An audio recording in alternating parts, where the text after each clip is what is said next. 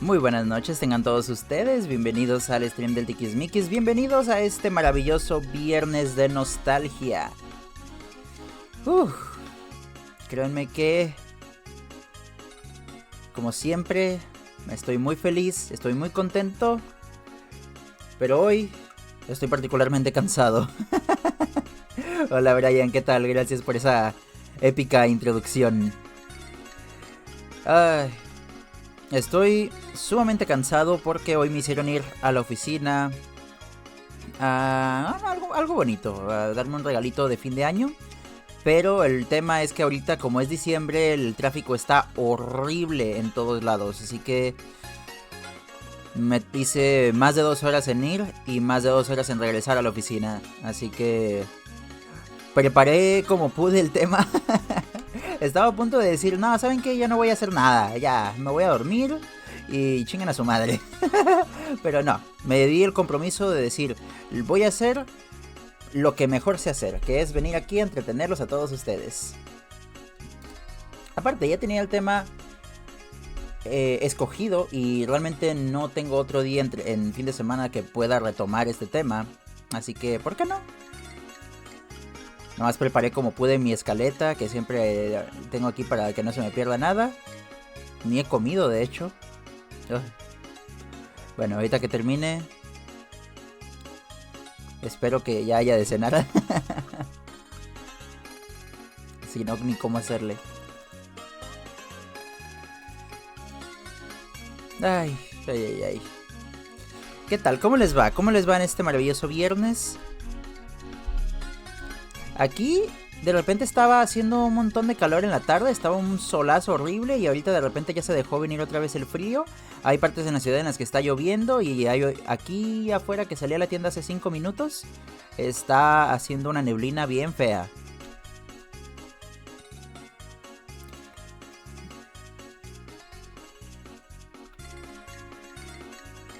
El clima está muy raro, pero es lo que se puede esperar de diciembre. Qué bueno, Brian, que tú estás bien.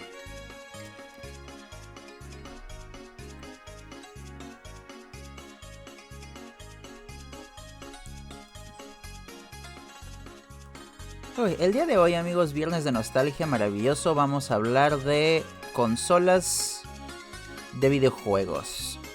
Las consolas que marcaron una generación. Pero no solamente consolas que marcaron una generación, sino en particular consolas que fueron olvidadas por el tiempo, que fracasaron o que simplemente intentaron innovar en algo que en su tiempo fue incomprendido. Y hoy en día podemos disfrutar de sus beneficios. Así que pasen, siéntanse tranquilos, pónganse cómodos, que vamos a hablar a largo y tendido de este tema. En particular tengo 6 consolas que elegí para esta charla con ustedes. Si ustedes quieren incluir otra a la mitad de esta conversación, con mucho gusto lo pueden hacer y discutimos su valor, su legado, su nostalgia y si tienen alguna anécdota que contar también, con mucho gusto la escucharemos.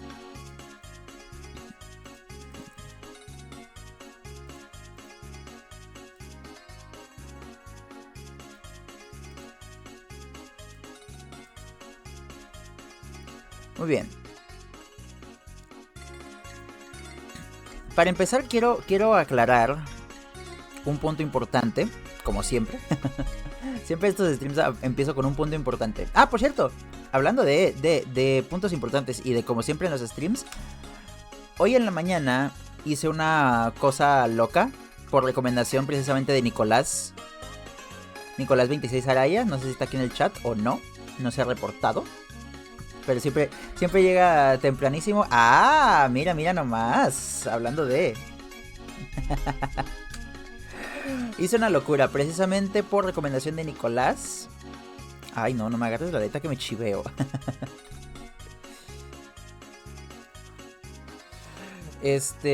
Por recomendación de Nicolás, precisamente acabo de abrir un canal específicamente de YouTube para los streams, para los VODs. resubidos. Ahorita se los paso porque precisamente, como les digo, hoy fue un desmadre y ya no tuve tiempo de meterlo aquí al overlay para que saliera aquí junto con los demás canales. A ver, vamos a ver si podemos hacer eso a la mitad de que estoy aquí. Rapidísimo.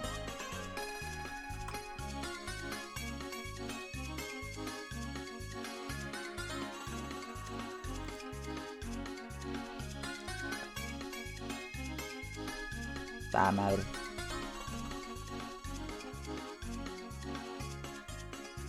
Tuve que volver a iniciar sesión. Ok. Me parece que es este. Sí, es este. A ver si puedo añadir un segundo canal de YouTube.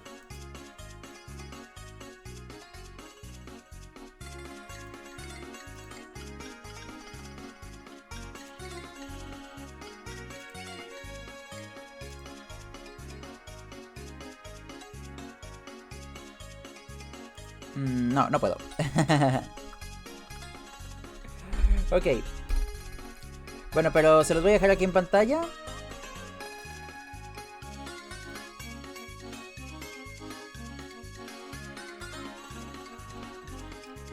Para que lo vean, se suscriban, le apoyen. Y si en algún punto quieren ir a ver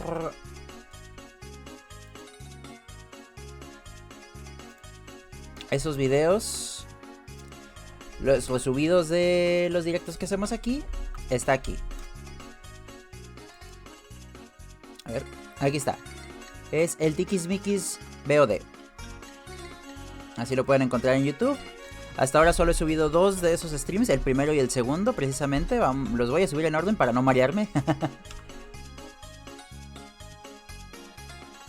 Pero sí, si quieren meterse aquí, recordar cuándo fue la primera vez que interactuaron conmigo, o escuchar alguno de los temas interesantes de los que hemos hablado en el pasado, así en formato de semi-podcast, con mucho gusto pueden hacerlo.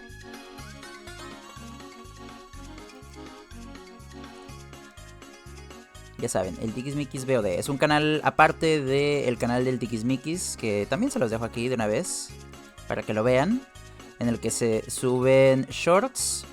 Y estoy también trabajando en subir, pues, resúmenes, no tanto como fragmentos de los streams interesantes. Como Nicolás se acordará el miércoles de lo que hablamos, de la reacción al video de las feministas. Estoy trabajando en el resumen de eso para resubirlo. Y en la reacción del video de la tregua de Navidad.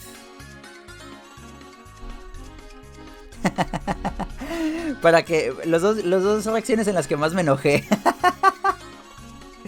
Para que se entienda quién es el Tikismikis y por qué se llama así, ¿no?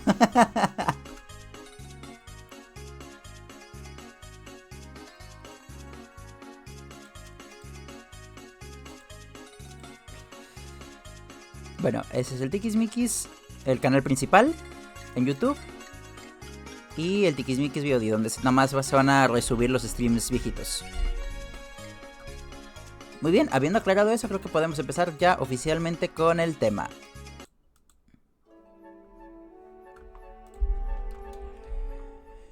Para empezar, quiero aclarar diciendo que no todas las consolas fracasan por ser malas. Muchas fracasan por llegar demasiado pronto. Otras fracasan por temas de marketing. Y hoy no vamos a hablar de las consolas más vendidas, sino de las que se quedaron en la memoria. Aquí no vamos a medir éxito en ventas, sino huella histórica. Y sí, Brian. De hecho, planeo cuando tenga el afiliado o cuando tenga, no sé a partir de qué estatus se pueda tener como que fijado a los VIPs del canal. Pero créeme que cuando tenga esa capacidad de poder elegir eso, las personas que más constantemente estuvieron en el chat de los primeros 50 seguidores, les vaya a dar ese reconocimiento. Y por supuesto, Brian, tú eres una de esas personas.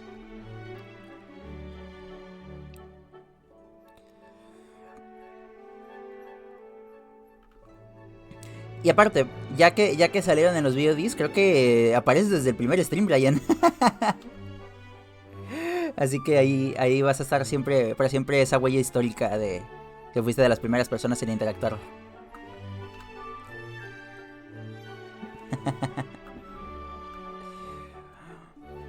Bueno, un poquito de contexto rápido de las consolas. La industria del gaming avanza por experimentos, no solamente por ventas. Muchas ideas que hoy damos por sentadas nacieron en consolas perdedoras, entre comillas. No siempre es las ventas lo que mueve al mundo, ¿verdad? En la industria gaming muchas veces es simplemente esa necesidad de innovar, esa necesidad de mover adelante, incluso aunque el público no lo entienda en su momento. Pero el mercado toma esas ideas, las recicla o las hace mejores o con una mejor gama de herramientas. Y de eso es de lo que vamos a hablar.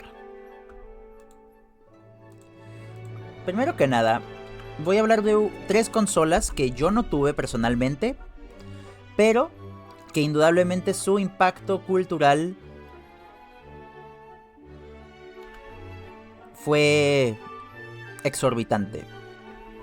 La primera de la que hablaremos será la Sega Dreamcast. Yo sé que muchos de ustedes están viendo esto y dirán, no mames, estamos hablando de... No sabía que este era stream de paleontología, cabrón. Estamos desenterrando fósiles. Pero sí, la Sega Dreamcast, por muy fracasada que fue y por poco éxito que tuvo cosas interesantes e increíbles que hay que reconocerle. Para los que no la conozcan, esta consola salió en 1998 en Japón y en 1999 en el resto del mundo.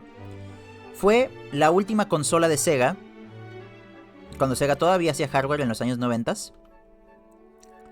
Y murió relativamente rápido, pero dejó semillas en toda la industria moderna. ¿Por qué? Fue la primer consola mainstream con online integrado. Cuando todavía las consolas no apostaban por el online, esta fue la primera que lo hizo. Voice chat, pues rudimentario, pero voice chat al fin y al cabo. Y un matchmaking básico. Juegos como Phantasy Star Online permitían jugar en línea cuando esto era algo que estaba completamente relegado a la ciencia ficción o a las computadoras simplemente. ¿De dónde me saco tanta información? Pues de mí mismo. No, pues investigo todo esto antes de empezar a hacer stream para tener todos estos datos interesantes.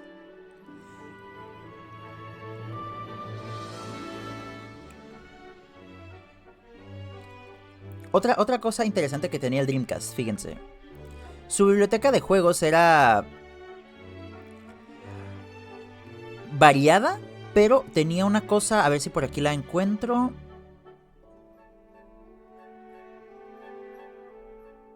Tenía cosas... Mira. Crazy Taxi, Marvel vs. Capcom, eran las adaptaciones más fieles de cosas arcade. Tenías tu arcade perfecto en casa. Muchas adaptaciones de juegos arcade de aquella época para consolas de sobremesa como el PlayStation o como el Super Nintendo o como el Nintendo 64 para este punto, tenían limitaciones gráficas, no era el mejor hardware para correrlas, o eran simplemente adaptaciones diferentes de lo que ya veíamos en el arcade. Aquí, para el Dreamcast, era recreaciones casi 100% fieles. El hardware de Sega era precisamente especializado para eso, para que fuera atrayente para el público que consumía las arcades. Y eso hizo que la consola fuera amada por los jugadores hardcore, pero al mismo tiempo fuera difícil de vender al público casual, que al final son los que alimentan mucho de el mercado de una consola.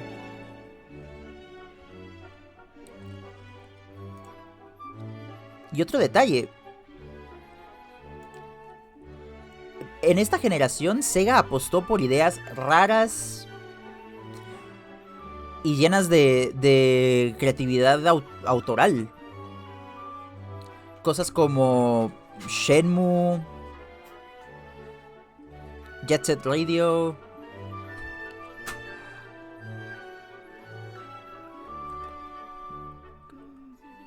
A ver, permítanme.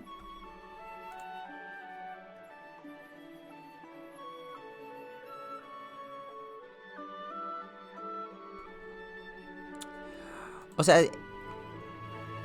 juegos que tenían estéticas diferentes una de la otra. Tu consola favorita es el Wii, Brian. Mira, ahorita, spoiler, vamos a hablar de la Wii también. Mi consola favorita, fíjate que no lo sé, ¿eh? Podría decir que la GameCube por tema de nostalgia. Pero es que honestamente, creo que de las 3 consolas de las que hablaré en el tema de nostalgia personal, es difícil escoger una. Entre la GameCube, la Wii y la Wii U. Pero ahorita vamos a hablar de eso. Precisamente son consolas con filosofías similares, pero a la vez muy diferentes en cuanto al marketing.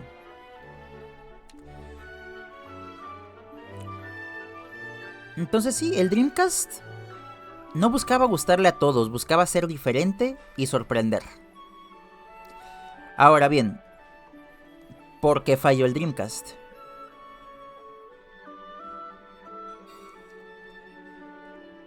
Yo le pongo 3 puntos importantes y de por qué fallaron. Porque era súper fácil piratearlos. No usaba discos tal cual, usaba un formato diferente, creo que se llamaba GD-ROM o algo así. Era súper fácil piratear, se podía piratear completamente sin modificar la consola. Y eso hizo que las ventas de juegos de Third Party cayeran estrepitosamente. Otro detalle es que Sega, como fabricante de hardware, el público ya no confiaba en ella. Venían de desastre tras desastre tras desastre. Que la Sega CD, que la Sega 32X. Y ya ni hablar de la Sega Saturno, que fue horrible, un desastre comercial. Y como marca Sega, ya no estaba generando atracción a sus consolas. Y el último clavo en el ataúd, por supuesto, fue la llegada del PlayStation 2. Porque para este punto Sony ya estaba prometiendo potencia, futuro, DVDs. Mucha gente esperó a que llegara la PlayStation 2 y se olvidó de que existiera el mundo. No se esperó a comprar nada más. Entonces el Dreamcast perdió contra una promesa, contra el futuro. Tu primera consola fue la Super Nintendo. Mira, la primera consola que yo jugué ever fue el Nintendo NES. Porque la tenía un tío mío. Pero la primera consola mía, ya de mi propiedad, regalada para mí, exclusivamente, únicamente para mí. Y tal vez para mi hermana, si, si quisiera jugar con ella. Fue la GameCube.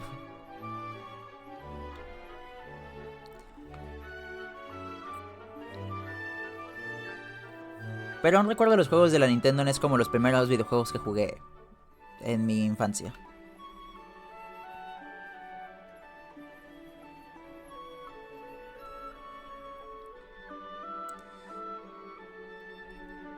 Ah, la Nintendo NES, la Nintendo de 8 bits.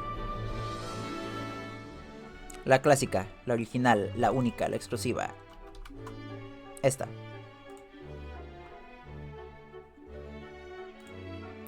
La tostadora esta.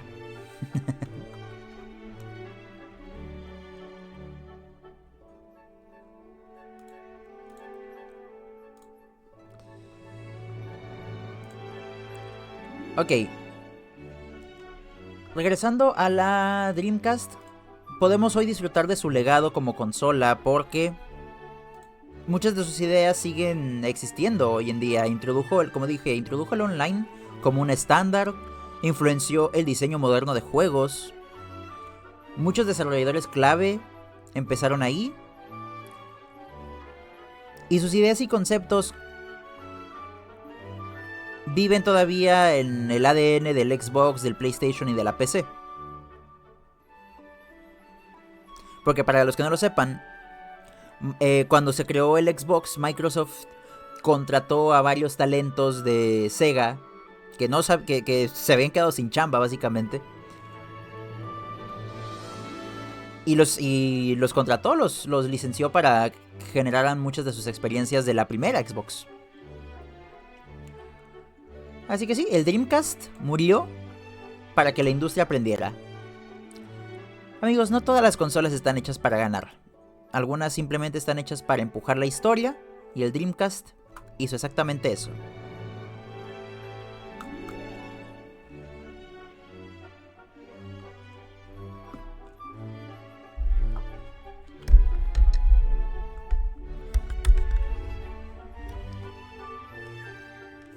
Otros detalles que no escribí, no puse en mi escaleta, pero que también valía la pena hablar, era un poco de lo que era adelantado a su época también, en el sentido de... Ven esta... A ver, si está... Esta cosita de aquí. Esta cosa que se ponía aquí en el control era una tarjeta de memoria, pero al mismo tiempo esto lo extraías y era también una especie de consolita portátil en la que podías pasar experiencias que estuvieran de la pantalla acá y tenerlas así como una especie de Tamagotchi. Está interesante. O sea, ya estábamos explorando con la idea de juegos que sacabas de la tele para poner aquí. Siento que las PC gamers se hicieron primarias en juegos y en torneos fue cuando salió el Fortnite. Ahí es cuando la PC gaming explotó. Fíjate que sí, como tal, la PC gaming no se empezó a tomar en serio hasta que llegó el Battle Royale. O sea, como experiencia gaming aparte. Yo creo que sí existía el PC gaming en los shooters y en ese tipo de cosas. Y en los MOBAs, pero tal cual se le notaba un poquito como un nicho de mercado que solamente existía para ciertos whips del internet, que les gustaban las experiencias online. Dios mío, no puede ser. Estos audífonos decían que tenían 60% hace 5 minutos y ahorita se le están acabando la pila. Me cago en todo. Ay, a ver, permítanme tantito.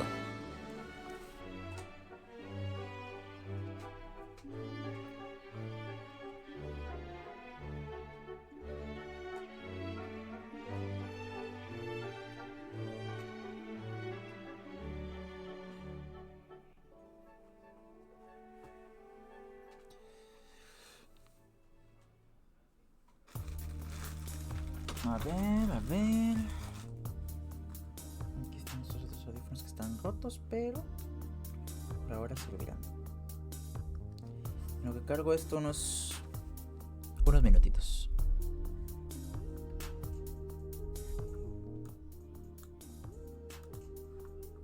Bueno, ahora sí. Es que sí, o sea, Fortnite como el catalista de los juegos Battle Royale. Porque fíjate, yo me acuerdo de una época en la que salía el E3 y era el show del PC Gaming Show. Se trataba como que, esta porquería que nada más le interesa como a 5 personas. Y ya en sus últimos años sí la gente esperaba ver cosas interesantes de ahí. Sí salían de repente indies o actualizaciones de juegos de las siguientes temporadas de juegos de servicio, ese tipo de cosas.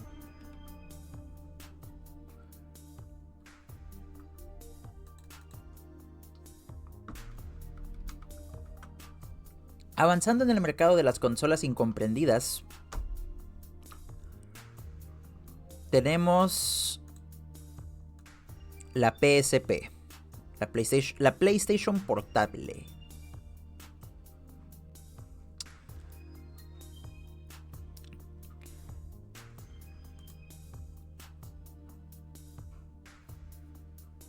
Ah, mira, eso no me la sabía. Lo de Fortnite, que fuera el primer juego crossplay, eso no me la sabía, fíjate. Qué interesante, voy a buscar más detalles de eso. Hoy en día también eso es algo que damos por sentado en el crossplay, o exigimos que la mayoría de juegos online lo tengan. A ver, vamos a buscarlo. ¿Fue Fortnite el primer juego crossplay? No, Fortnite no. Chale, a ver. Pero sí fue pionero y crucial para hacerlo realidad entre consolas importantes como PlayStation y Xbox.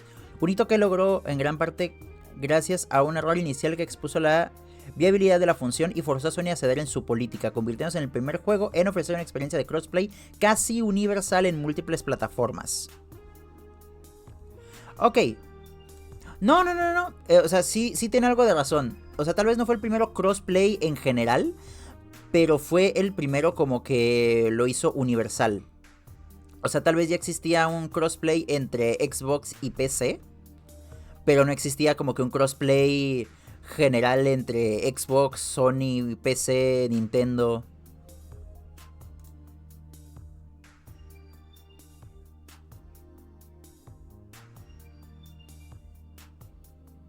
Puntos claves sobre el crossplay de Fortnite. Los inicios. En septiembre de 2017, un cambio de configuración accidental permitió brevemente a jugadores de PlayStation 4 y Xbox One jugar juntos, revelando que era posible. ¡Ah!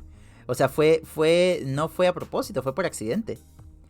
La presión de la comunidad del error generó una gran demanda pública y mediática exponiendo la negativa de Sony a permitir el juego cruzado entre sus consolas. En septiembre de 2018, Sony finalmente cedió oficialmente permitiendo que Fortnite fuera el primer juego en ofrecer juego cruzado completo entre todas las plataformas disponibles: PC, Mac, PS4, Xbox One, Switch, iOS y Android, incluyendo el comercio entre ellas. Juegos anteriores con crossplay. Ah, mira, ahí va, mira. Juegos como Shadowrun 2008 ya habían implementado el juego cruzado entre PC y Xbox 360. Mira, que fue lo que te dije. O sea, no fue tanto de que fuera el primer crossplay, pero sí fue el primero crossplay a través de múltiples mercados. Pero el logro de Fortnite fue unificar a un número mucho mayor de plataformas, incluyendo PlayStation, lo que marcó un antes y un después de la industria. No, Brian, no te subestimes así. Fue un buen dato.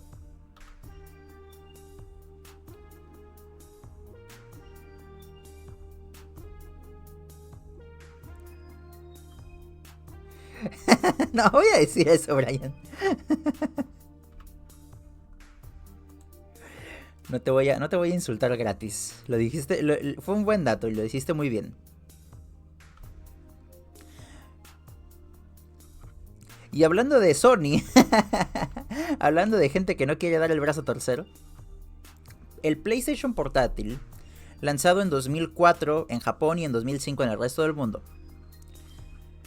A ver, hay que entender el contexto histórico de esto. Sony venía dominando el mercado mundial con su PlayStation 2, así que la expectativa de esto era altísima.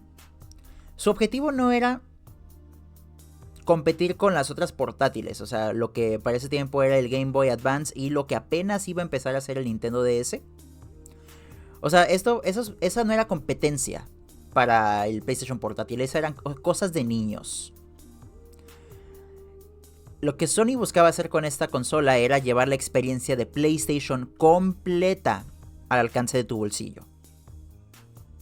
O sea, la PlayStation no quería competir con las portátiles, quería hacer una PlayStation Mini. Y en cierto punto lo lograron, porque tenían la potencia gráfica para hacerlo. Gráficos muy cercanos a lo que ya veíamos en PlayStation 2. Juegos como God of War, Gran Turismo, Metal Gear. demostraron que no era marketing. Yo incluso me acuerdo que había un Mortal Kombat exclusivo para esta consola que era como una reedición del Mortal Kombat Deception, que se veía exactamente igual a la versión de PlayStation 2, pero con más personajes y creo que otro escenario, una cosa así. Otra cosa interesante es que precisamente lo que Sony buscaba hacer con esta consola era que fuera multimedia total. Reproductor de música, reproductor de películas, navegador web, fotografías, o sea, lo que hoy en día conocemos como un smartphone, pues Sony lo tenía, pero también podías jugar juegos de PlayStation aquí. ¿Y cómo los jugabas? Bueno,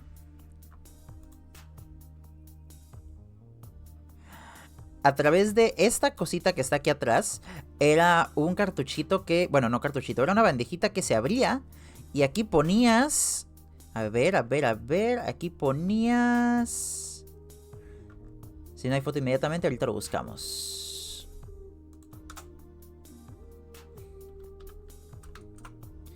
Aquí ponías estas maravillas. Estos discos que se llamaban UMD, Universal Music Disc.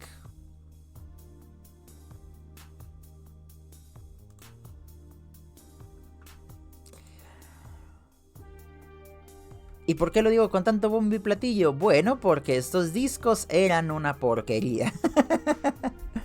Para empezar, sí permitían juegos y películas físicas, pero tenían muchos problemas. El problema es que eran frágiles, eran lentos, consumían batería y era un formato que nadie más quería usar y a nadie le importaba. Aparte, en el mercado de una consola portátil, estar transportando disquitos, pues como que no venía al caso. A ver, vamos a ver canción de fondo que nos está pasando Brian. Voy a revisarla rápido a ver si no tiene copyright.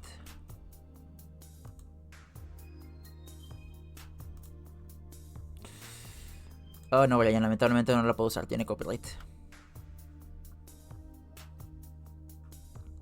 Mientras la estoy usando se me pueden silenciar el video y pues me quedo sin clips.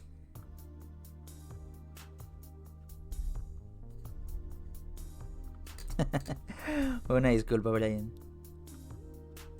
Por suerte las canciones de videojuegos, o por lo menos algunas, no tienen copyright, así que por eso puedo usarlas sin que me salga el copy. Ahorita estamos escuchando canciones de Sonic, hace ratito estamos escuchando Mario, canciones del Wii U. De hecho, todas las canciones de esta playlist que tengo yo de música de videojuegos son de videojuegos de mi nostalgia, así que queda perfectamente con ese tema.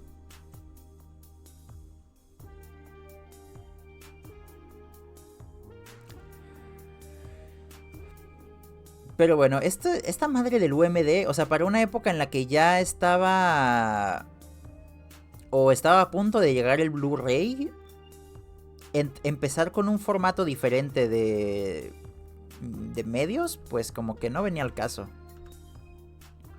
¿Quieres ver la playlist? Mira, es esta. La primera que pusimos era esta, la de Mario Kart Double Dash, Mario Galaxy, Sonic Gems Collection, música de fondo del Wii U, Sonic Mega Collection, Mario 64, Mario Kart, Sonic, Celeste, Sonic, Mario. Esta de Kingdom Hearts la voy a tener que quitar porque... Ah, ¿cómo reviso? Mira, te vas al apartado de acá. En la descripción del video. Y te fijas aquí que diga música. Y si no dice música es que no tiene copyright. Mira, vamos a poner el ejemplo de la que tú me mandaste.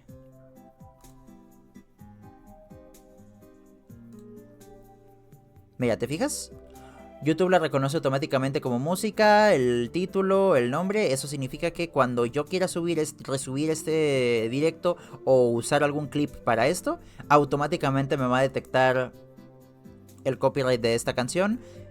Y eso puede hacer que pues no me dé alcance del video, que lo censuren, que lo silencien. Incluso en los mismos directos de Twitch, cuando se resuben, va a estar silenciado esa parte. Música. Si te fijas en la parte de acá abajo, no viene. Aunque es música de un videojuego.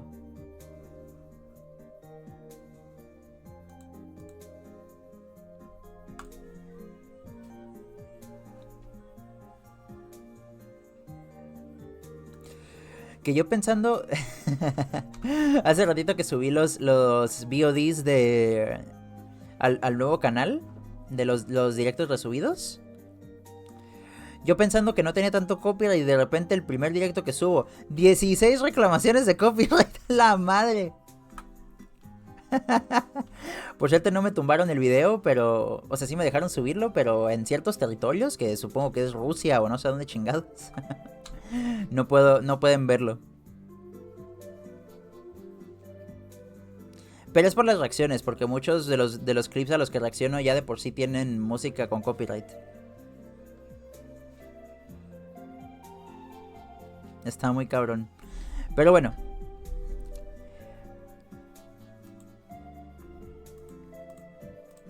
Regresando al tema de la PlayStation Portable. ¿Para quién era? O sea, ¿quién era el público objetivo de la PSP? A ver, la PSP no era para niños, no era casual, no era para el mercado global al que atraían la mayoría de las consolas portátiles. Era para el público adolescente y para los adultos jóvenes. Ese público que ya amaba a PlayStation.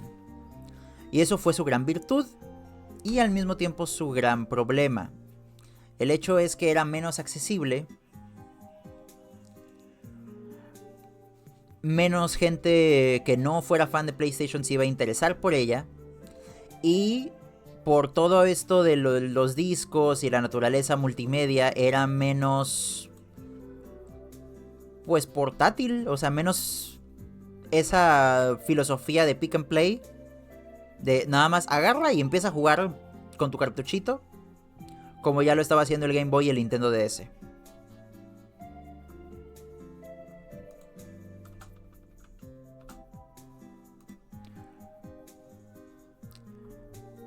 En términos de PSP contra Nintendo DS,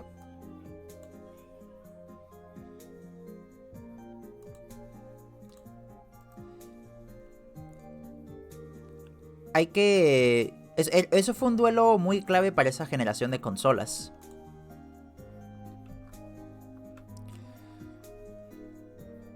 La PSP por una parte tenía la potencia gráfica, tenía una experiencia más premium, pero era menos innovadora al momento de jugar.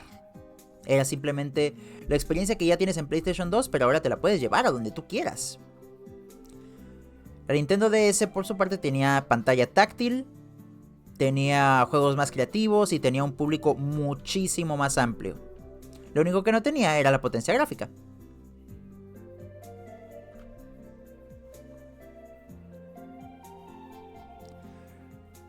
Por lo que no fue una batalla directa, porque no estaban compitiendo en las mismas categorías estas dos consolas, pero fue una comparativa muy interesante de la gente que tenía Nintendo DS y la gente que tenía PlayStation portátil. Honestamente, como yo era un niño de esa época, no mucha gente que conocí tenía la PlayStation portátil. Como les digo, era una consola más bien diseñada para adolescentes. Y sí llegué a tener uno que otro compañerito de primaria que llevaba la Nintendo DS. Cuando ya era un poquito más accesible, ya cuando empezó el mercado de la Nintendo DSi, la Nintendo DS Lite, ese tipo de cosas. Pero la PlayStation portátil pues nunca fue demasiado atractiva para los niños.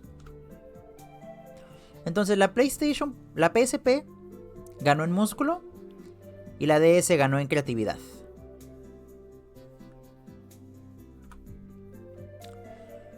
Ahora, otro punto negativo de la PSP era la piratería. La PSP era extremadamente fácil de hackear. Y bueno, eso ayudó en su popularidad, claro, pero mató las ventas de software. Muchos estudios y muchos creadores de videojuegos dejaron de invertirle a la plataforma porque no estaban generando ventas con ella. Y llegó un punto de Sony en el que se fue empezando a desinteresar en su apoyo, empezó a abandonarla lentamente y su enfoque se quedó completamente en el PlayStation 3.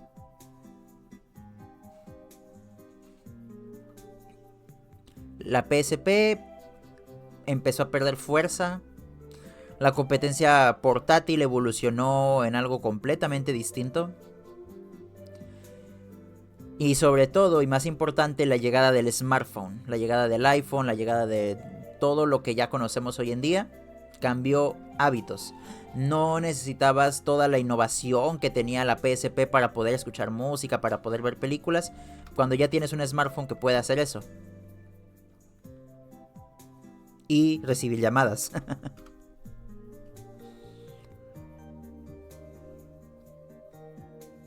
Y ya para cuando llegó su sucesor, el PS Vita,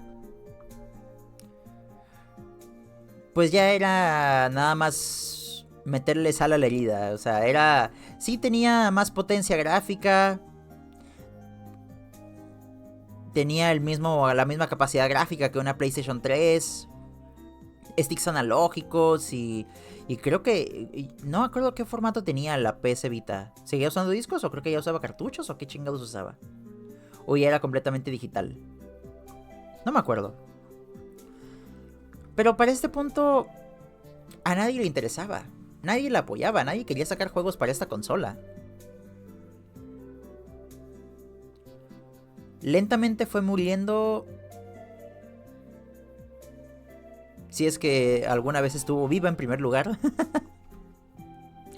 Sí, la PS Vita sufrió de un destino muy horrible, muy trágico, en el que salía un juego cada milenio, cada sexenio.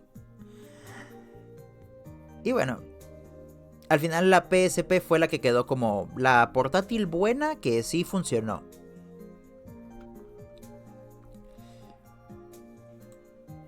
La PSP fue el mejor intento portátil de Sony y nunca más volvieron a alcanzarlo. Y mira, aunque la PSP no ganó la guerra portátil, demostró varias cosas. Primero, que una portátil puede ser potente. Hoy en día existen cosas como el Steam Deck, el Switch, que bueno, no serán el Switch no será ultra potente, pero vaya, es la experiencia de una consola casera que te puedes llevar a donde tú quieras. El normalizar el juego hardcore para las consolas portátiles. Fue la consola de una generación para los adolescentes y hoy es objeto de nostalgia y de culto. Hace poquito fui a la Plaza de la Tecnología aquí en Tijuana y mira que están vendiendo bastantes PSPs como consolas portátiles al mismo tiempo que venden Nintendo DS, y algún día quisiera tener la oportunidad de tener esa experiencia de PSP en mis manos. Nada más que de dónde chingados voy a sacar los juegos, no lo sé.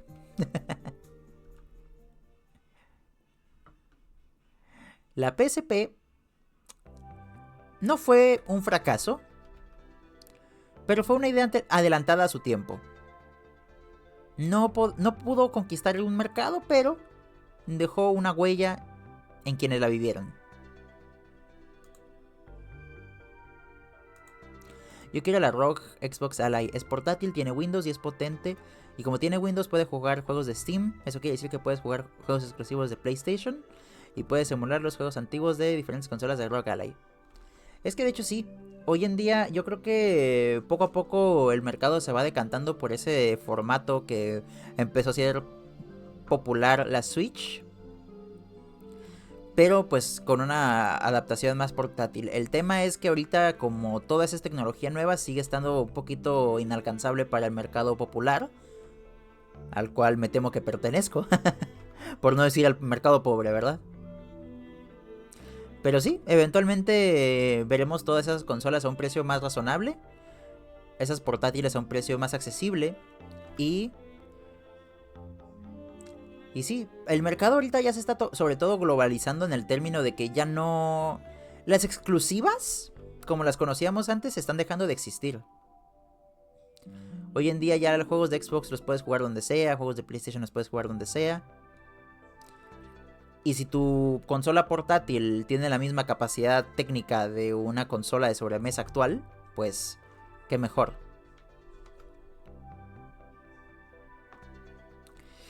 Y hablando de Xbox,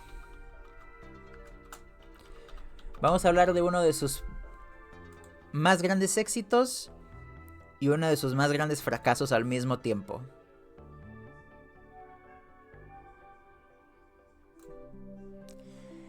El Xbox Kinect. Yo sé que seguramente muchos de ustedes preferirían ver imágenes satánicas antes que ver esta defecio, pero hay que reconocer varias cosas que hizo. Lanzado en 2010 para el Xbox 360, fue un sensor de movimiento sin control físico. Tu cuerpo era el control. Tenía cámara, tenía micrófonos y tenía reconocimiento de voz. Sí, la Xbox One... Pues no solo primera generación, toda la generación del Xbox One fue acarreada por la sombra del fracaso que tuvo la Xbox One en su lanzamiento. Se empezó a recuperar un poquito ya al final cuando empezaron a salir la Xbox One X, pero eso fue... Los números nunca pudieron recuperarlos por ese fiasco de prensa y de relaciones públicas que hizo el idiota de... ¿Cómo se llamaba este güey? ¿Don Matrix? El que era cabecilla de Xbox antes de que pusieran a Phil Spencer. Dios, todas las estupideces que quería hacer.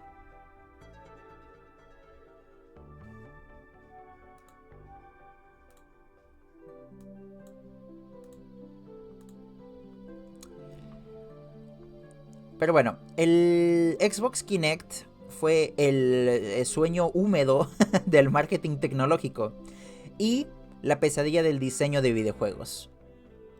Fue, al principio, en su lanzamiento, fue una bomba. Vendió millones en sus primeros años. Fue un fenómeno mediático. O sea, en todos los medios mainstream que tú vieras, MTV, noticias y lo que sea, estaba el Xbox Kinect. Lo veías en la sopa, cabrón. Llegó a familias enteras, no solo a gamers. E hizo que el Xbox 360 llegara a salas donde nunca había entrado. ¿Y por qué funcionaba? Porque era, primero, espectacular de ver. Era perfecto para el marketing y para los comerciales. No requería de experiencia gamer. Podía cualquier persona pararse frente a la pantalla y entenderlo. Además, venía acarreado por el super éxito que fue el Wii, que ya había abierto camino en el terreno de lo casual a las experiencias de moverte para poder jugar.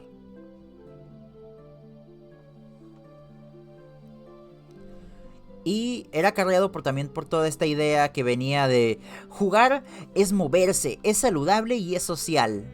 No por nada toda la experiencia de Just Dance y ese tipo de cosas sigue siendo genial jugarla en Kinect, más que en otras plataformas en las que tienes que utilizar un periférico externo como un celular o algo así. No era para gamers, era para convencer a los no gamers.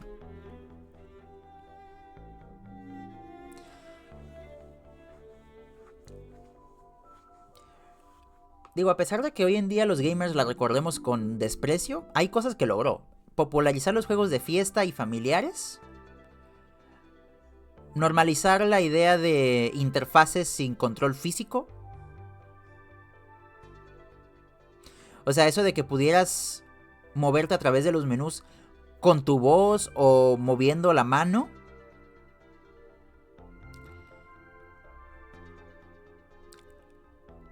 abriendo también la conversación sobre accesibilidad y movimiento. Era accesible para los no gamers y al mismo tiempo accesible para cualquier persona que tuviera algún impedimento físico y poder simplemente hablar o moverte para poder jugar. Y fue un precursor para tecnologías que se usan al día de hoy. Inteligencia artificial, reconocimiento corporal, cámaras 3D, sensores de movimiento con cosas como visores de realidad virtual. Ahora, cosas que no logró y cosas, o sea, las razones por las que fracasó realmente. No pudo crear franquicias icónicas. Mira, Kinect Sports y Kinect Sports 2 y Kinect y Super Kinect Sports y Sports Island Freedom. ¿A quién le importa? O sea, no pudo generar interés en alguna franquicia en específico. Y Kinect Adventures y la madre, pero no genera nada de legado con respecto a algún juego en específico que haya llamado la atención. Llamaba la atención el Kinect en sí mismo, pero no por ningún juego. Generó estas experiencias de movimiento, de ejercicio, de aventura, pero no generó experiencias profundas ni duraderas. Al final de cuentas estos eran jueguitos, eran experiencias que te duraban 1 o 2 horas y ya luego las guardabas y las volvías a jugar nada más cuando venía un amiguito al que quisieras impresionar. Mira, tengo Kinect y juguemos esta madre que no, que ya me aburrió a mí, pero juégala tú. Y por supuesto el sesgar al mercado gamer del hardcore del mercado gamer casual. No se pudo integrar al lenguaje gamer tradicional. De hecho, hasta la fecha la mayoría de los gamers la odiamos. El Kinect fue famoso, pero no fue querido. Precisamente por un problema central, los juegos. Catálogo limitado, juegos superficiales, mucha promesa y poca profundidad. Y después de jugarlo por bastante tiempo te dabas cuenta de que... De dos cosas. Número uno, no era tan preciso como realmente se creía. Sí tenías que batallarle o recalibrar o hacer cosas para que el juego funcionara como realmente decía que funcionara. Y otra cosa, el jugar esta madre cansaba físicamente. Había una fatiga física real.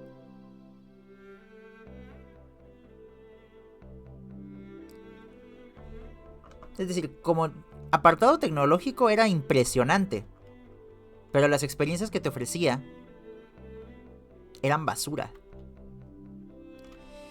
Y por supuesto aquí entra el error fatal que era de lo que estábamos hablando con Brian, el Xbox One.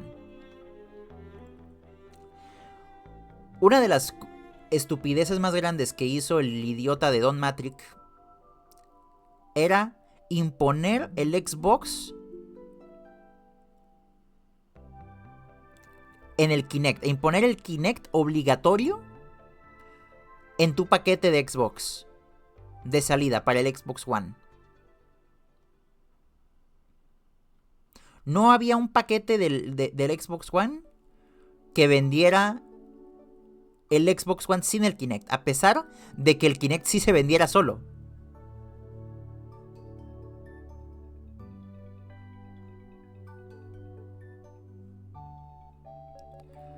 ¿Esto qué hizo? Que la consola estuviera súper cara por nada. Por experiencias que al final no iban a servir y que de la mayoría de las personas ya estaban cansadas. Forzarte funciones que nadie pidió. El reconocimiento de voz, el reconocimiento facial, el reconocimiento de tus nalgas. A nadie le importaba esto, se sentía hasta invasivo. Tienes que tener una cámara siempre conectada para que te podamos ver. Para que, ¿cómo se dice? Para que el gran hermano te pueda ver, ¿no? O sea, para que... Y esto pues que generó, pues en primer lugar que el PlayStation 4 fuera un super éxito. El público reaccionó mal al Xbox One. No, o sea, batalló mucho en su inicio el Xbox One precisamente por esta tontería. Cuando algo pasa de opcional a obligatorio, deja de ser innovación y se vuelve dictadura. Pero hoy en día la recordamos de un punto nostálgico e irónico por varias razones, porque prometía un futuro distinto, era algo raro, nuevo y ambicioso, porque por un momento nos hicieron creer que así sería la siguiente forma de jugar, que esa sería la nueva norma, y porque se atrevió a hacer algo diferente de manera masiva. Muchas consolas o muchas compañías intentan innovar con un experimento que sale mal y no sale de unas pocas ventas. El Kinect vendió pero como pan caliente. Para la industria es un ejemplo clásico de hype mal gestionado, de tecnología adelantada a su época y de marketing ganándole al diseño. El Kinect no fracasó por falta de visión. Fracasó por querer cambiar todo demasiado rápido.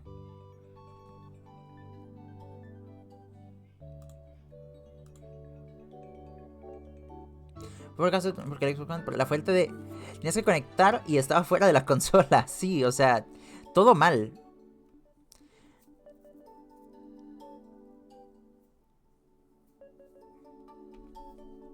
Mal hecha la Xbox One. También me acuerdo que en su época fue muy sonado el hecho de que...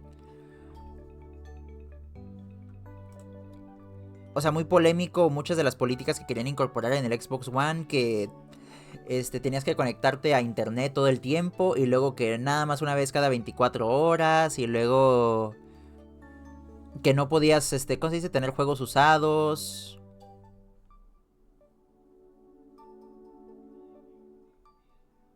O sea, era una tontería.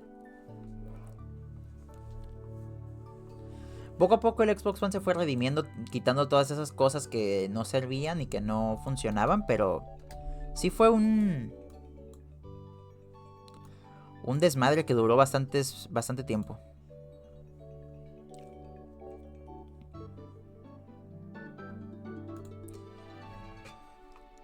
Pero bueno, pasando...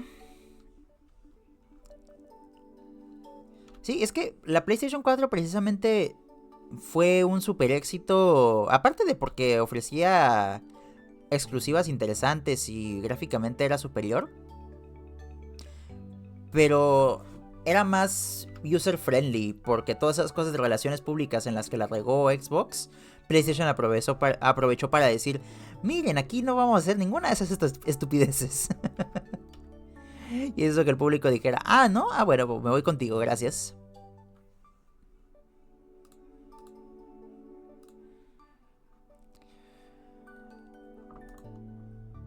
Bueno, esas fueron las 3 consolas que impactaron al mundo que yo no tuve, pero vamos a hablar de las 3 consolas que impactaron al mundo y que sí tuve. Primero que nada, como le venía diciendo a Brian, la primer consola que tuve de mi propiedad, mía,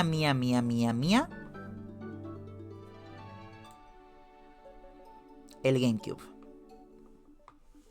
Lanzada en el año 2001 y siendo la competencia directa del PlayStation 2 y el Xbox, el primer Xbox. Esta consola fue muy innovadora, tuvo varias cosas interesantes.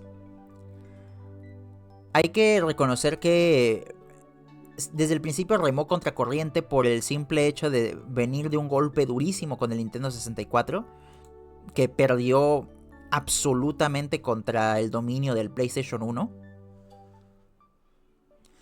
Pero mucha de esa filosofía que vimos en el Nintendo 64 se mantiene en el GameCube.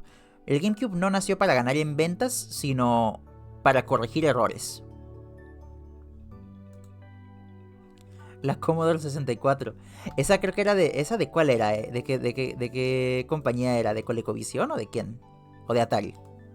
No, de Atari era la Jaguar. ¿La Commodore 64 de quién era?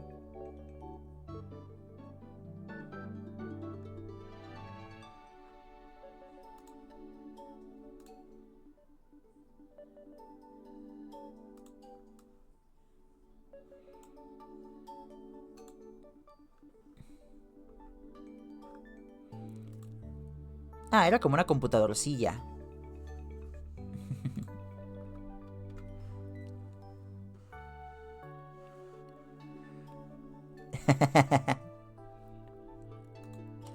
Me imagino a ustedes dos así abrazándose, así como a la distancia de... Brian, Mauri, así abrazándose de lejos. Corriendo en cámara lenta para encontrarse.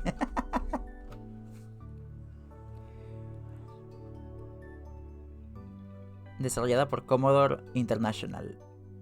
Agosto de 1982. ¡Ah, la madre!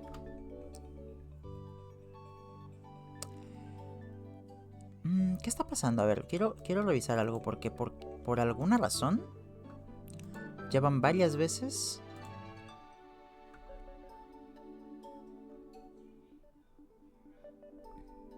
Mira, Mauri, llegaste como 20 minutos tarde. Precisamente hablamos... la Dreamcast fue la primera consola de la que hablamos en este stream.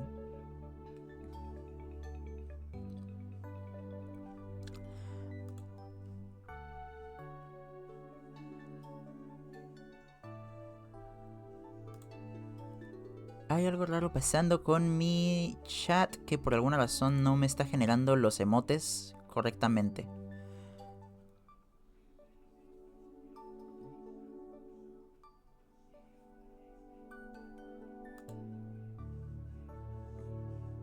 Bueno, en fin.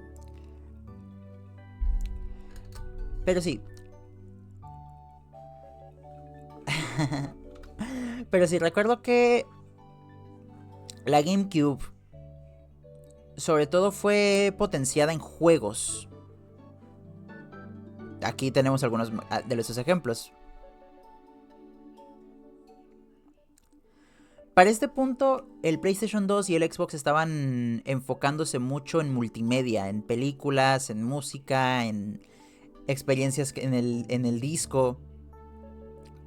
Nintendo se enfocó completamente en juegos. La primera DS sí... No profundizamos en ella ahorita, pero hablamos de su batalla contra el PSP.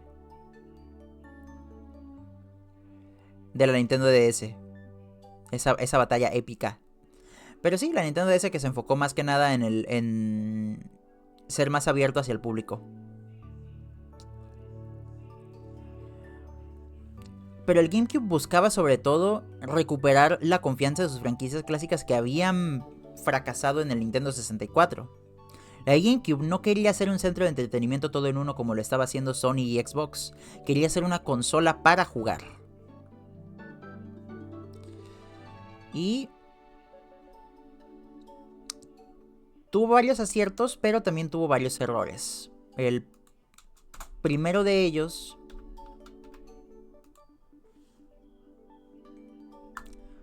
el minidisc.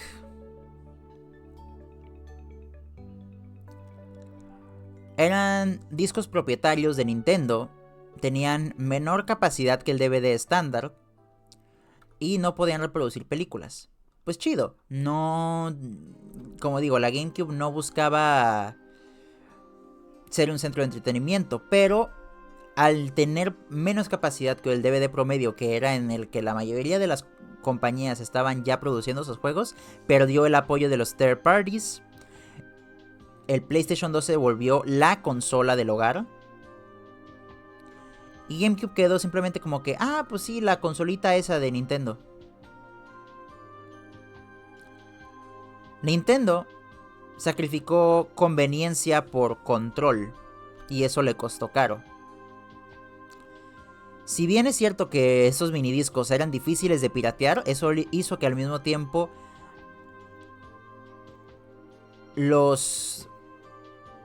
las personas que podían comprar la consola no se interesaran en ella y mejor se fueran a hacer... ¿Por qué usar discos chicos?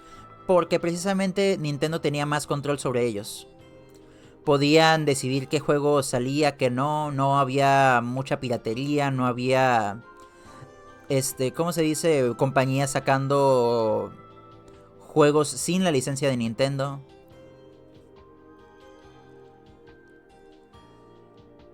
Nintendo quiso controlar más el mercado, pero eso le costó el hecho de que las marcas quisieran hacer juegos third parties para ella y que la mayoría de las personas que veían en el PlayStation 2 la oportunidad de piratear, pues mejor se fueron para allá. Pero una de las cosas en las que innegablemente brilló fue en su amplio catálogo. Incluso sin la ayuda de los third parties, Nintendo como first party, hay que ver todo lo que pudo hacer, miren. A la madre. Ahí está.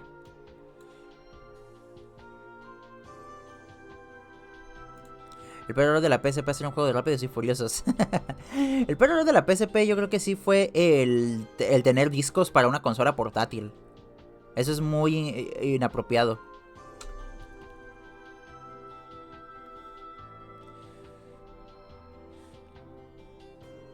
Pero el catálogo de GameCube: Animal Crossing, Luigi's Mansion, Mario Kart, Mario Parties, 4 juegos de Mario Party, Paper Mario, Smash Melee, Mario Sunshine, Mario Striker, Zelda Twilight, Zelda Wind Waker, una reedición del Zelda Ocarina of Time, Pikmin, WarioWare, Metroid Prime 1 y 2.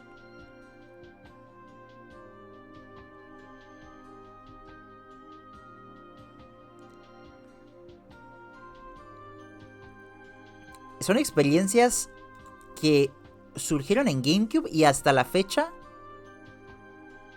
creo que son universalmente amadas. El Smash Melee por lo menos fue... ¿Cómo se dice? Es competitivo hasta hoy. Sigue habiendo una excelente comunidad de Melee. El Zelda Wind Waker en su tiempo pues no le gustó mucho a la gente la estética de caricatura, pero hoy en día ya en retrospectiva la gente la ama. Ajá, Mario Sunshine, como dice Brian, fue en su tiempo también muy incomprendido y tuvo varios errores, pero es uno de los juegos con mayor comunidad de speedrun y de... Ajá, y de buscar más cosas que exprimirle a este juego porque es muy completo. Metroid Prime, o sea, nació en GameCube y hoy en día tenemos la experiencia del Metroid Prime 4 que fue enormemente esperada por la mayoría. Paper Mario The Thousand Year Door, uno de los ¿cómo se dice? Mejores RPGs de Nintendo. Hola Luxa, ¿cómo estás? Ay, mira, metiste un peluche al saco. Qué bonito. Hola.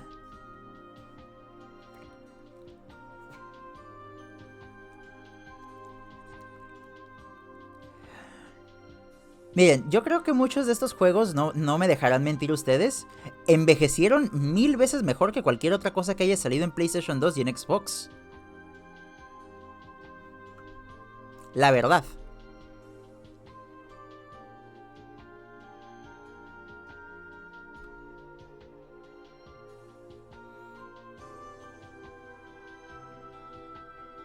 De hecho, sí, Brian, buen punto. Muchas veces me refiero a Luxa con adjetivos... No, con pronombres femeninos, pero no estoy seguro de si es correcto. Es que su avatar es femenina.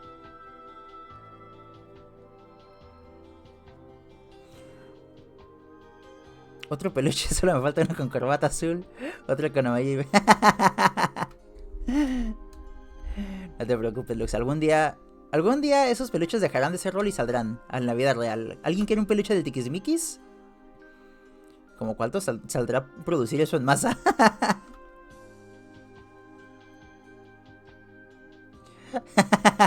Ay, Mauri. Sí, el Half-Life 3. Esa madre no existe.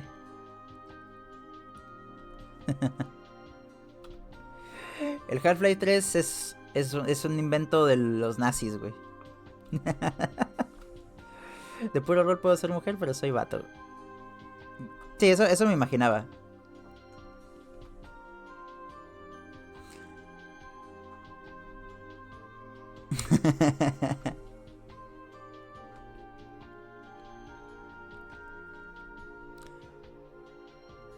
Bueno, por respeto al lore, voy a seguir diciéndote pronombres femeninos.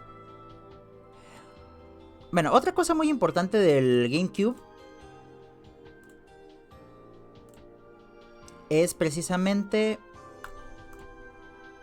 su control.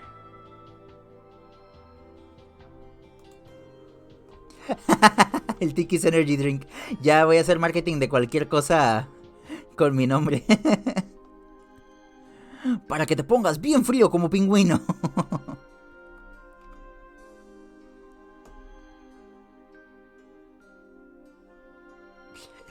Chale, Mauri. Roleaste demasiado.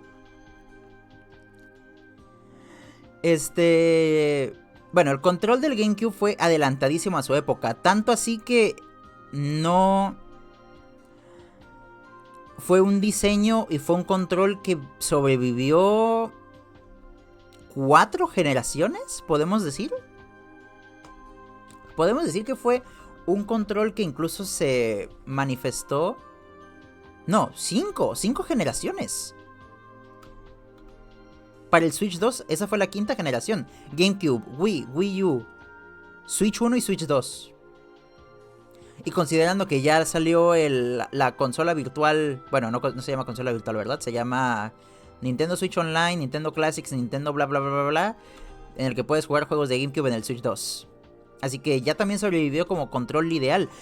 ¿Cuál es el diseño de esto? Gatillos analógicos, un botón A gigante a través de lo cual orbita todo lo demás. Es cómodo, es intuitivo y está pensado para sesiones largas de juego. Sé que parece ridículo, sé que parece como un juguete, pero si nunca has tenido un control de GameCube en tus manos, no sabes lo que es comodidad.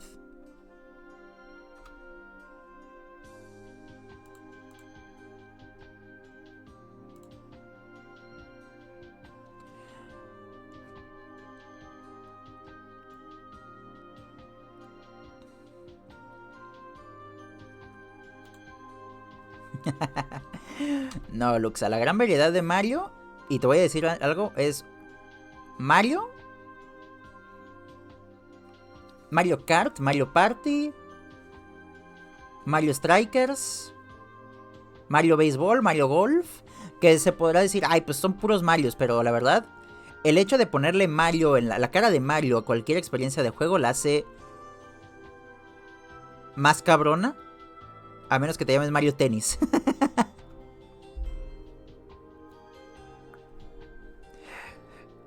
Yo antes roleaba y una vez me metí a Discord de Roleplay Estética, viejo porque los mensajes...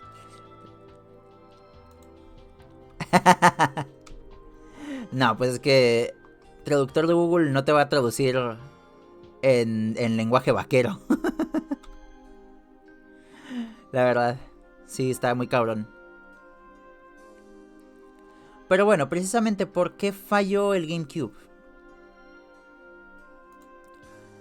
Para empezar, porque le tocó competir contra una de las consolas más vendidas de todos los tiempos, el PlayStation 2, perdón.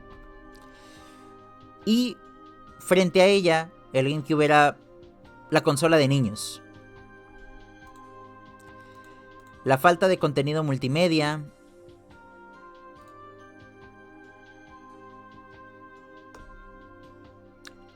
el poco apoyo third party precisamente por la menor capacidad que tenían las consolas para los discos, los minidiscos.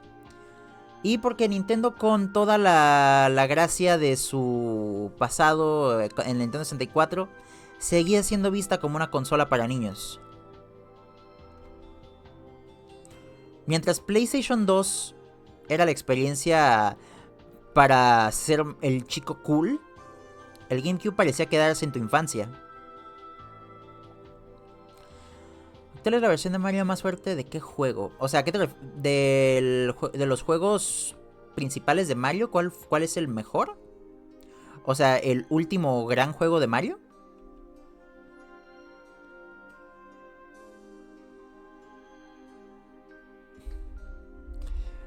Tú tuviste GameCube, yo también, Luxa. Fue mi primera consola, de hecho. La primera consola que jugué fue el Nintendo NES, pero el GameCube fue la primera consola que fue mía. Que me la regalaron a mí.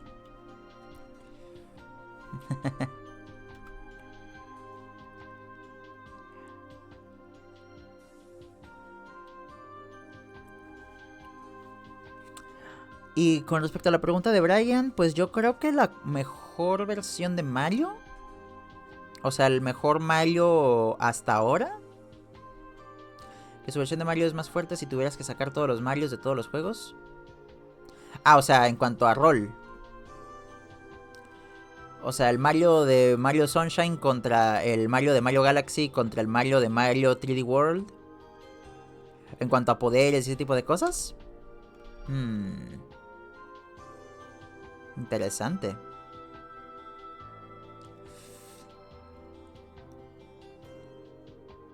Es que el Mario de Mario Galaxy sobrevivió a un reseteo de universo. Eso está muy cabrón. Fíjate que los Mario de Paper Mario y de Mario en Luigi también han sobrevivido a cosas, a criaturas dimensionales. Pero no sé si algo tan cabrón como lo de Mario Galaxy. Exacto, Luxa. Mario Maker es tan cabrón que se construye solo. Se construye sus propios juegos, su propio mundo. Es God, literalmente.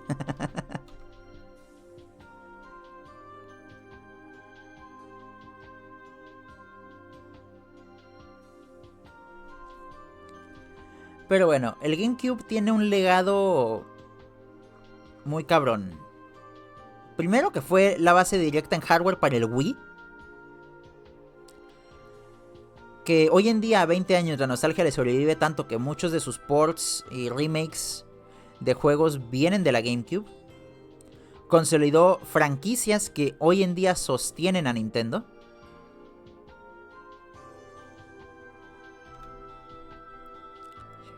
GameCube no pudo no haber ganado su generación, pero ganó el futuro de Nintendo.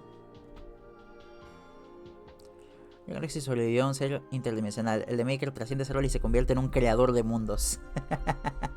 Exacto, Luxa.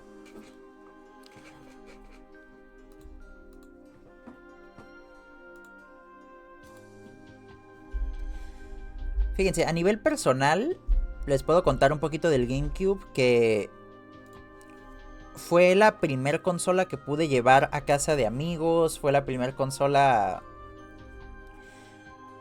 a la que pude invitar a jugar a mi casa. Retas, Smash, Mario Kart. No por nada, les digo, no por nada mucha de la música que están escuchando vienen de estas consolas. De GameCube, de Wii, de Wii U.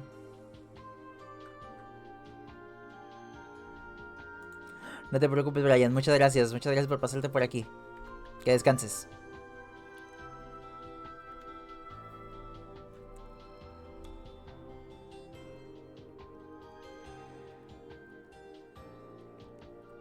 Yo creo que la GameCube, viéndola para atrás, me da una sensación como de hogar. Muy cabrón. Muy acogedor.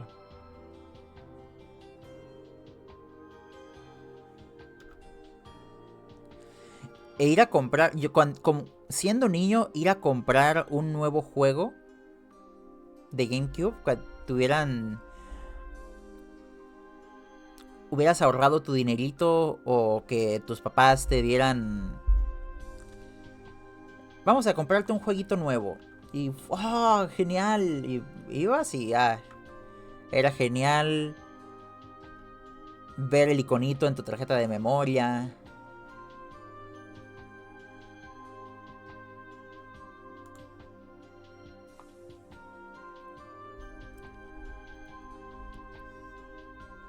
Luxa, tú que tuviste GameCube, ¿algún juego de GameCube te hizo quedarte despierto hasta tarde?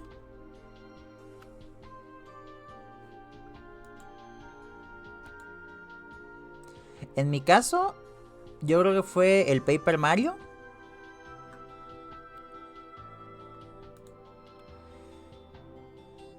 De hecho, ahora que lo pienso, debería incorporar el soundtrack de ese Paper Mario aquí al stream.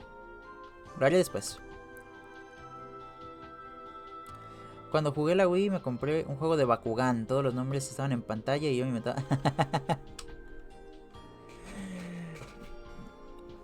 Desde chiquita roleando.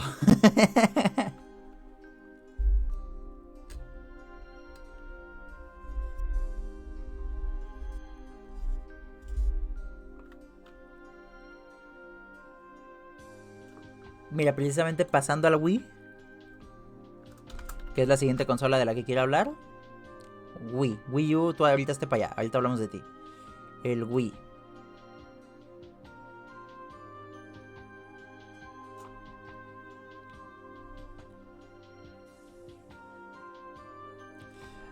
Lo verdad es que me acordaba más del nombre de los Bakugan que de las fechas más importantes de mi familia. Yo no me acuerdo de los nombres de los Bakugan. Me acuerdo de los nombres de los personajes porque los decían en la intro de la caricatura. Pero de los Bakugan nomás me acuerdo que el principal era Drago. Y ya. De ahí ya no me acuerdo.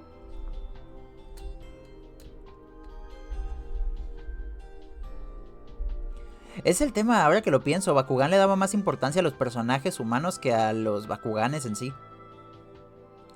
Por eso nunca compitió a nivel...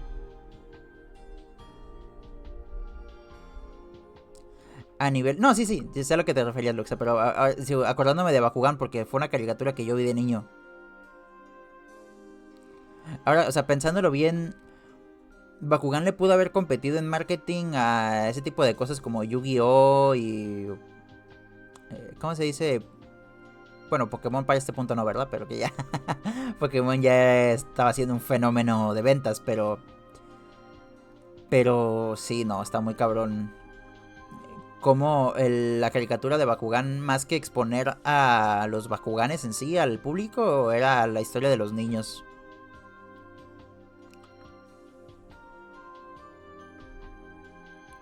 Pero pues tú te acordabas de los nombres que te habías inventado porque pues era tu rol.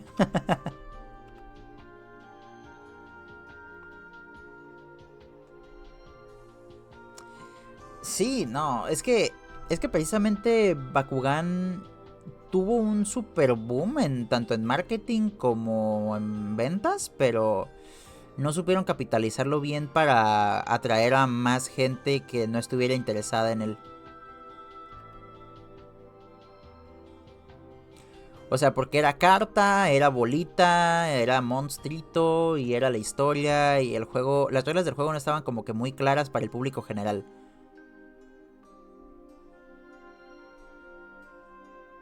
O sea, la carta era el campo y el monstruo cuál era su nivel de pelea, cómo lo... O sea, cómo lo mejorabas o qué pedo. Nada más peleaban hacia lo loco. O sea, eso, yo sé que no. Pero eso es lo que la experiencia del público externo veía. Pokémon es fácil, un monstruo peleando contra otro monstruo. Yu-Gi-Oh! Una carta con ciertos puntos de ataque combinada con otra carta y puntos de defensa y trampas y así. Para mejorar. Y otras cartas que eran trampas o escenarios o ese tipo de cosas. Va, es entendible. O sea, es profundo pero entendible para una persona que le interese. Pero Bakugan era más complicado de entender. Es raro. Para una persona externa, obviamente. Pero bueno, retomando el tema del Wii. El Wii fue lanzado en el año 2006 como competencia directa, si se le puede llamar así, del Xbox 360 y del PlayStation 3. El Xbox 360 para este punto era la epítome de la potencia del mercado online, del mercado hardcore. Y el PlayStation 3 competía en el mercado tecnológico, de Blu-ray y de lo absolutamente última generación de precio. Estaba carísima esa madre. Nintendo decide mandar todo eso a la mierda. No compite en potencia. De hecho, se queda con un hardware muy similar a lo que vimos en el GameCube.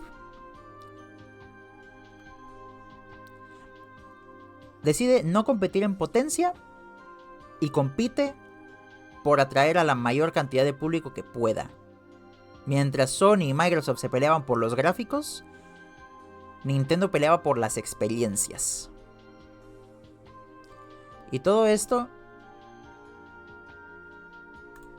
gracias a esta madre. El control de Wii, el Wiimote y Wii Sports. El Wiimote fue el primer gran paso en el cambio de la relación con el videojuego. Ya no necesitaba saber botones complejos. Cualquier persona puede agarrar el control y entenderlo.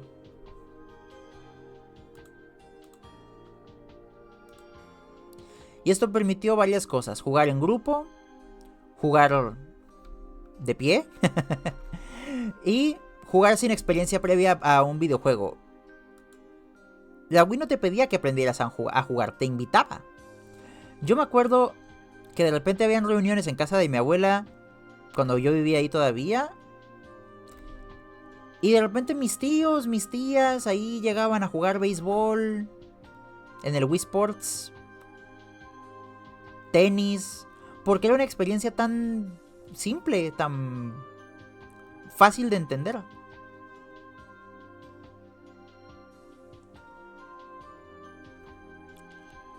La Wii fue la consola familiar. En casas donde nunca hubo videojuegos, podías tener a tíos o abuelos jugando boliche, jugando tenis, jugando golf. Y se hacían reuniones familiares alrededor del Wii Sports. El Wii Sports ya le quitaron el trono, ¿verdad? Pero fue uno de los juegos más vendidos de la historia. Y mucha gente ni siquiera lo veía como un videojuego. Era una experiencia de deporte casera.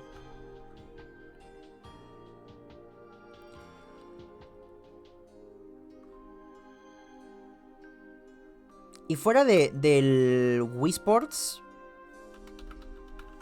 ¿qué teníamos? Mario Galaxy, New Super Mario Bros. A ver. No, estos son juegos como con licencias. Quiero juegos. Twilight Princess. Skyward Sword. Mira, aquí está Skyward Sword.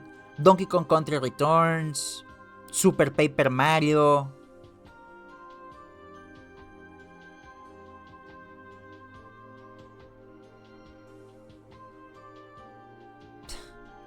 Me está dando risa como estoy buscando juegos de Wii y me salen juegos de Wii U, pero eso va a servir para exponer un problema del que vamos a hablar más adelante.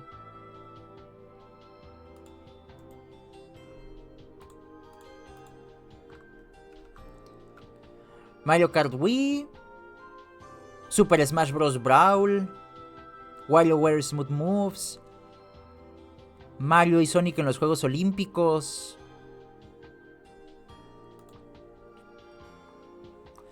Abriendo una generación de contenido de videojuegos que demostraron que la innovación no estaba peleada con la calidad. Pero por supuesto no todo fue perfecto. Se empezó a desgastar la consola precisamente por sus limitantes. La Wii vivió muchísimos años, hasta el 2012 que llegó la Wii U, pero su hardware, sus limitantes empezaron a notarse año tras año, mientras que la Xbox 360 y la PlayStation 3 empezaban a sacar juegos de alta calidad. El hecho es que la Wii se enfocaba demasiado en los juegos por movimiento y eso hacía que estuviera mal implementado los third parties, ya que empujaban demasiado el hecho de que un juego como Call of Duty que saliera para el Wii tenía que tener controles de movimiento. La Wii se empezó a llenar de muchísimos juegos basura. Bueno, aquí vemos puro juego first party, pero se empezó a llenar de puro shovelware. Miren todo esto. No se alcanza ni a ver la calidad.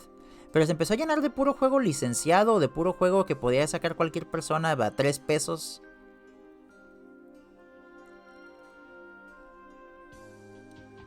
Se empezó a saturar completamente el hecho de los controles por movimiento. Y para muchos gamers hardcore, la Wii se sentía infantil. El mismo error que tuvo Nintendo 64 y que tuvo GameCube de sentirse demasiado infantil, lo cargó también la Wii.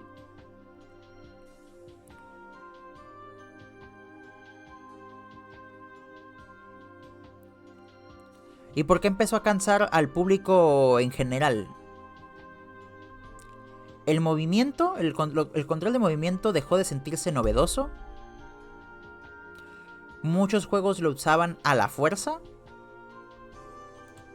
El público casual que inicialmente apoyó completamente la consola, poco a poco se iba a dejar de apoyarla, se iba apagando porque las experiencias que buscaban eran Wii Sports y poco más.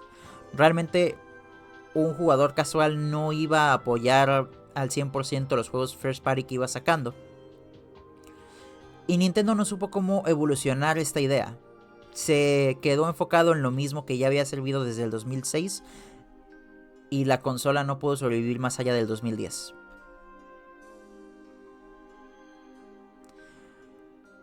Pero aquí esto nos deja una pregunta. ¿La Wii fracasó o triunfó?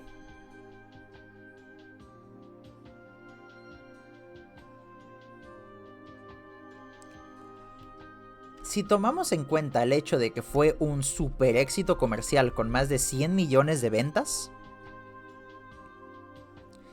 el impacto cultural enorme que tenía de que cada casa a la que fueras tenía un Wii, y ese legado de cambiar la mentalidad gamer para el público casual,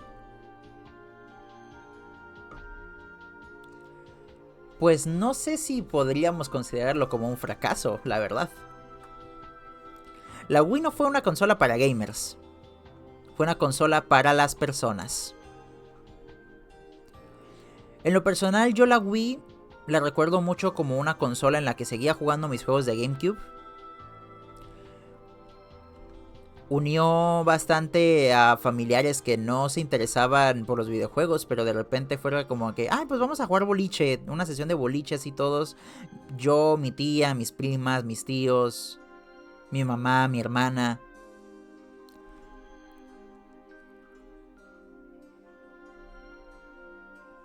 La Wii no se recordará por los gráficos, se recordará por las risas. Sobre todo también por el hecho de que era muy fácil invitar a la gente gracias a los Mis,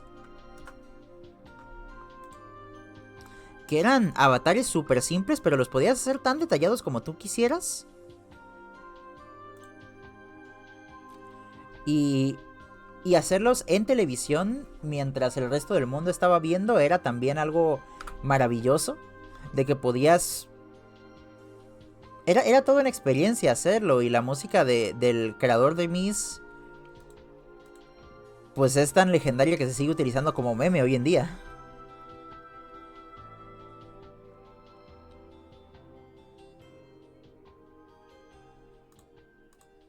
La última consola de la que me gustaría hablar es precisamente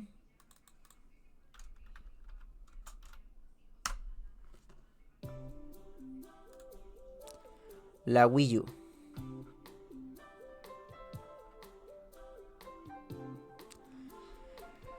Lanzada en 2012 como la sucesora directa del Wii, fue uno de los peores fracasos en la historia de Nintendo. ¿Cómo puede ser posible si el Wii fue un fenómeno cultural? Esta consola haya vendido solamente 13.5 millones de unidades, que para números de Nintendo eso es nada. De hecho, creo que esta cifra está desactualizada. La cifra que saqué, 13.5 millones de unidades, no sé si sea correcta.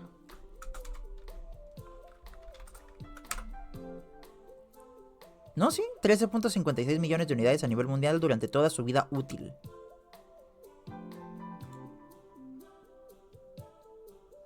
Wow.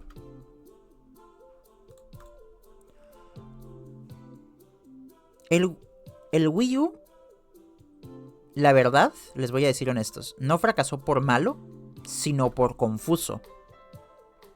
La idea central de la Wii U era que tenías este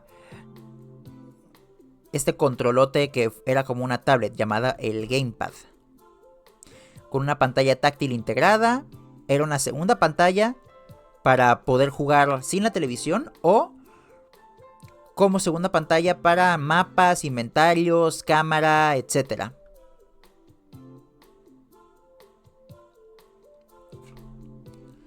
Hoy en día esto nos suena muy normal, pero en 2012 esto era algo rarísimo. Pero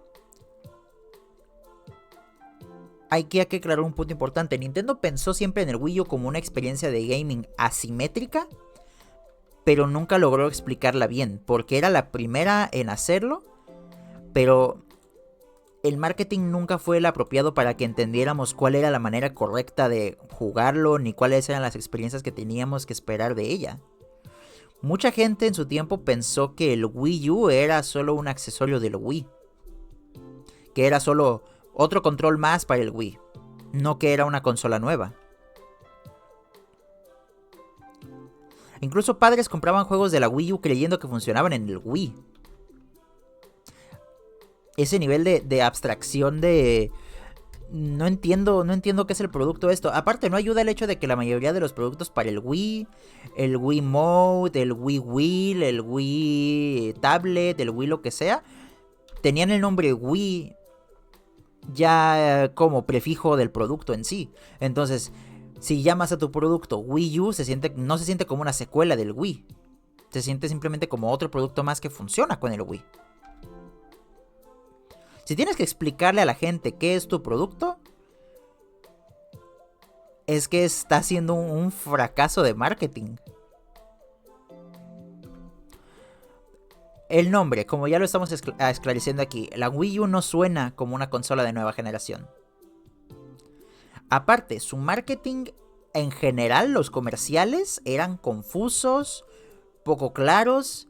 Nadie entendía qué era lo que la hacía tan especial como para necesitar comprarla.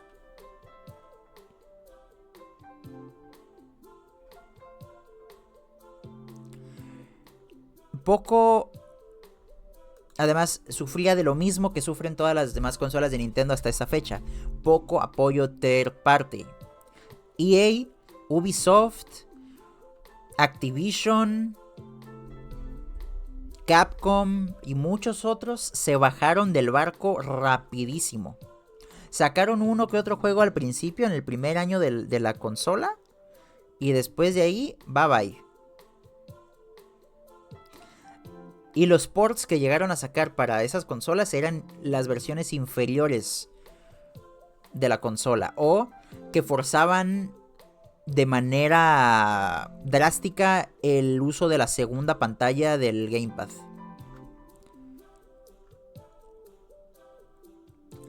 Y si Nintendo no tenía el apoyo de los third parties, bueno, tenía a sus juegos de first party, ¿no? Sus grandes exclusivas. Sí, el problema es que Nintendo no tenía la capacidad técnica para sacar juegos de manera constante. Sacaban un juego first party una vez cada 6 meses, si al caso. Y esto hacía que por meses la Wii U tuviera una sequía horrible. De hecho, me acuerdo yo que mucha de la vida de la Wii U nos la pasábamos esperando el siguiente Nintendo Direct para saber por qué chingados debería importarme la consola que ya tengo. ¿Por qué no tengo que vender este pedazo de basura? Pero la verdad, lo que sea de cada quien de la Wii U, cuando tenía juegos, tenía juegos. Vean nomás.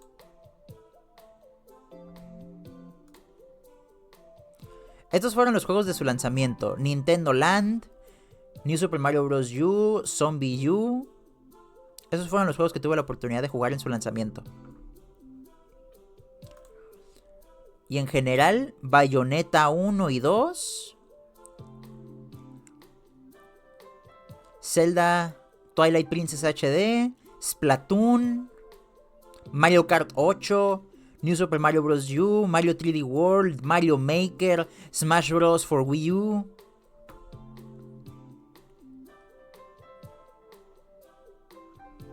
Zelda Wind Waker HD. Todas estas eran experiencias fenomenales para una consola de nueva generación en HD. Tan es así que fueron experiencias que, si se fijan, la mayoría de estas terminaron siendo relanzadas de una manera u otra en el Switch. Mario Kart 8 fue el Mario Kart por excelencia de toda la generación pasada de los últimos 12 años.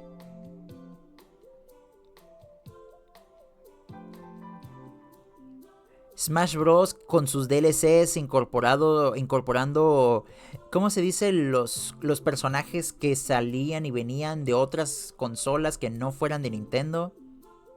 Ya veíamos con Sonic y ya fuimos con Snake en el Smash Bros. Pero esta realmente fue como que la institucionalización de cualquiera puede unirse al roster. Splatoon, esta nueva gran propiedad intelectual de Nintendo, con su shooting raro que no se basaba en matar sino en controlar territorio. El Wii U pudo haber fallado como consola, pero el catálogo y su filosofía es el corazón de lo que hoy conocemos como la Switch. Porque sí, el Nintendo Switch es básicamente la idea del Wii U, pero bien hecha, bien explicada, bien ejecutada y con un mejor hardware. O sea, es la idea de la televisión como consola, pero jugar en una pantalla fuera de la televisión. Una experiencia híbrida. La verdad, el Wii U caminó para que el Switch pudiera correr.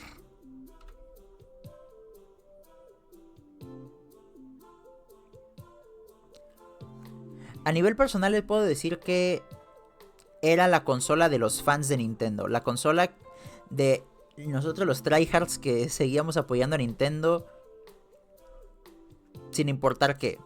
La defendíamos con el alma, con corazón, con pasión. Y se sentía especial, se sentía como que pertenecías como a una especie de culto de gente que adoraba la Wii U.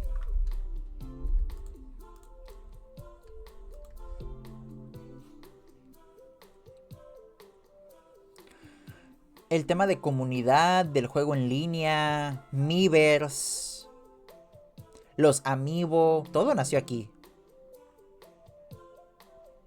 Por lo menos en cuanto a Nintendo.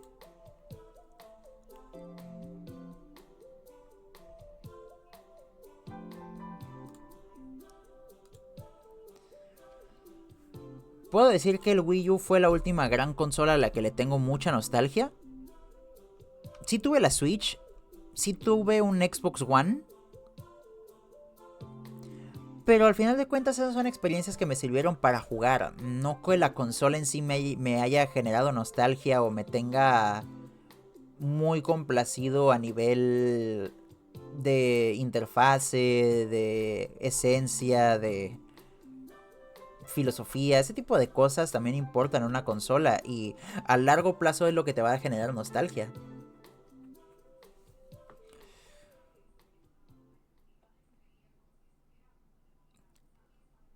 La verdad, ¿ustedes qué preferirían? ¿Una consola imperfecta pero valiente?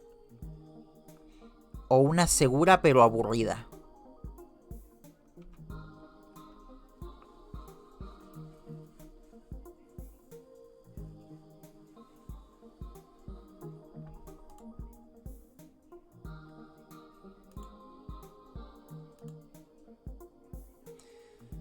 Ay.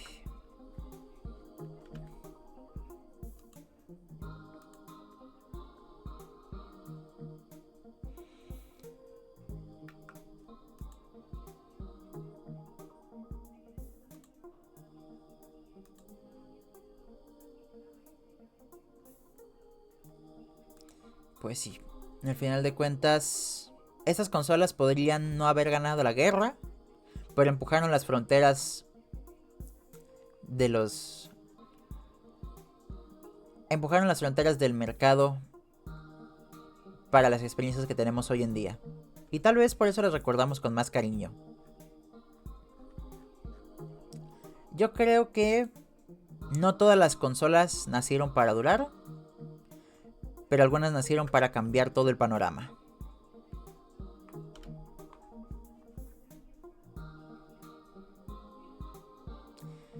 Y eso es todo lo que tengo que decir al respecto.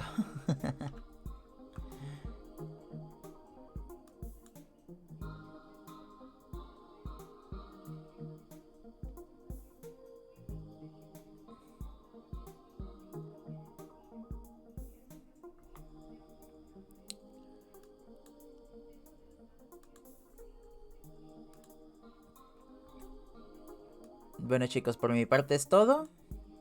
Les agradezco mucho por haberse quedado hasta acá. Les agradezco mucho por haber apoyado, por haber compartido sus experiencias.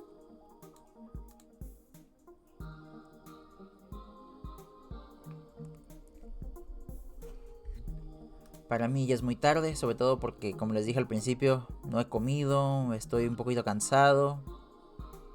Mañana hay posada. Mañana tengo una posada con los del grupo de teatro, así que a ver cómo nos va.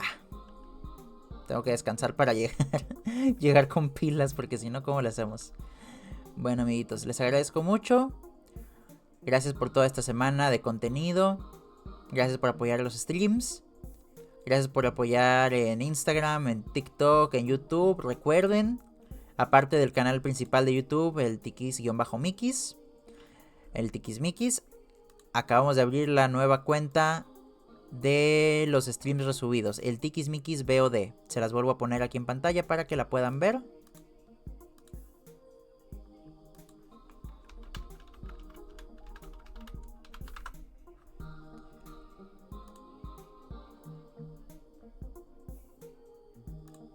Aquí está, el Tikis-Mikis VOD. Para que ustedes puedan ver los videos resubidos, los streams resubidos de lo que ya hicimos aquí en Twitch.